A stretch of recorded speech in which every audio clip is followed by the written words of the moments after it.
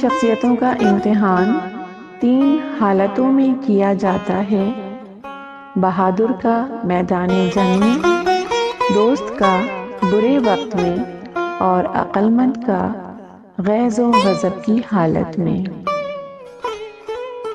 جیسے ایک اچھا گھڑ سوار گھوڑے کو قابو میں رکھتا ہے، اسی طرح تم بھی اپنے جذبات کو قابو میں رکھو۔ اگر یہ بے قابو ہو گئے تو سنبھلنا مشکل ہوگا۔ محنتی کا ہاتھ اس کو کبھی نہ کبھی ضرور دولت مند بنا دیتا ہے۔ جھوٹ بولنا خیانت ہے اور سچ بولنا امانت۔ کیا تمہیں بڑا بننے کی خواہش ہے؟ اگر ہے تو پہلے چھوٹے بنو، پھر بڑائی خود چل کے آئے گی۔